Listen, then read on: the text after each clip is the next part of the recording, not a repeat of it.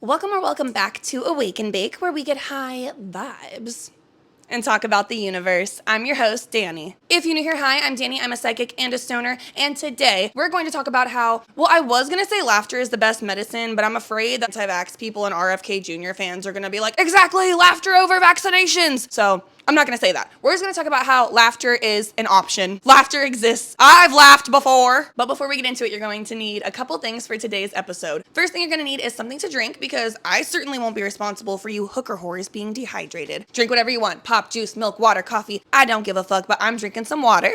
And then you're going to need something to hit, puff on, garden with, whatever you want to call it. I don't care. This is my high 90s mango mania. It's a little hybrid, right? It's a little hybrid vibe.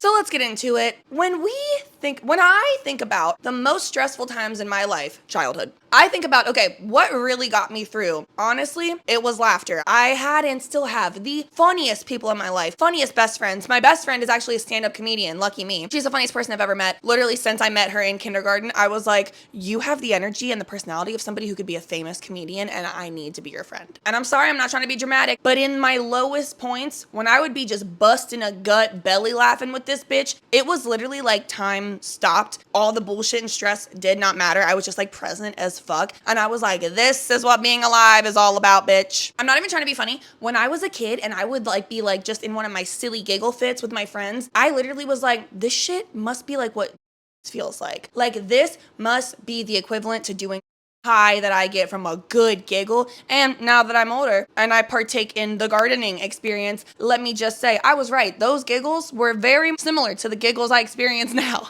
And you're like, hey Danny, why are you bringing this up? Why are you talking about that? Because the world has been fucking stressful recently. Not just like the US where I live, all these fucking countries, the entire world, we're not doing so fucking hot, okay? And it is a lot, and we are all putting in the effort. A lot of us, at least, are going to the protests, signing petitions, sharing information, trying to stay up to date, trying to do what we can to protect other communities that aren't just ours and just like the people that we care about. It's a lot, and when you're in between those things, you don't want to just be in a fight or flight stress situation all the fucking time. So that's why I've been really like, okay, what used to help me when I was stressed out all the time? Laughter. I am taking every opportunity I can to just have a good giggle, okay? You mind if I have a good gig? Take a fucking hit.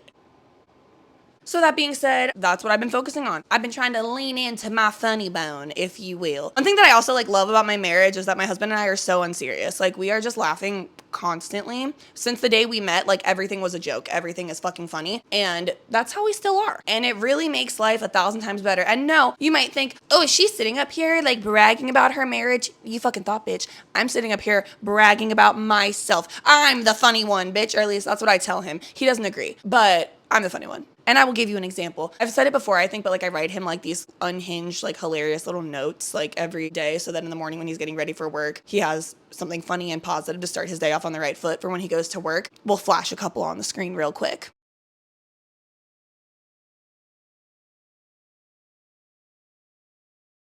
Like, talk about a love note. I feel like these are low-key threats sometimes. But not even just that. Like, okay, like, so you write notes, whatever. We are doing accents throughout the house every day. Not just one, not just two, many, okay? Accents galore throughout this household. Another thing I brought into the relationship. You're welcome, Isaiah.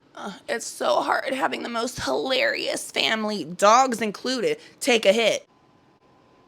I'm not even kidding. My dogs have the funniest personalities literally ever. And I would like to say that they got that from Zay and I. Okay, but now aside from like how I implement like humor and just like trying to laugh more throughout my everyday, like just daily kind of routine, I also try to implement it when it has to do with like dealing with criticism, haters, if I make a mistake that's not a big deal. Like learning to laugh at myself and then also learning to laugh at other people. Like, sorry, we've all had those experiences where someone is just, their job is to be a hater, right? So they're doing the job. They fucking hate on you, whether it's in the comments of one of your videos, whether it's to your face, behind your back, whatever the case may be. I love laughing at those situations. Like I got a hate comment one time. I was like criticizing Burning Man and just the activities that go on there. If you're like a burner, I literally don't care.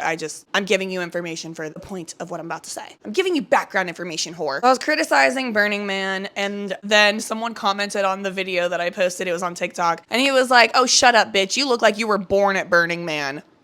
Why is that actually, like, no, he fucking got me. Like, fuck you, but you fucking got me. Because I looked at myself in that video, and I was like, Bitch, you do. Yes, you do. And also, it was like another funny comment of somebody like trying to hate on me, but it was so fucking funny. I was whispering in the video, so I was like, this is literally how I sounded. I was like, okay, you guys, I just saw a video about these women at Burning Man, and then this is what happened. Someone literally commented, and they were like, why is Naruto and a Mumu talking to me in the middle of the night about Burning Man? Why is Naruto in a muumuu is because I wasn't a muumuu, bitch. You're right. There were actually so many comments that said that my voice sounded like Naruto, and I was like, yeah, no, because when I watched Naruto, all I was thinking was, God damn, that kid has an annoying voice. So I'm so glad to hear that. It was so fucking funny. Take a hit with Naruto.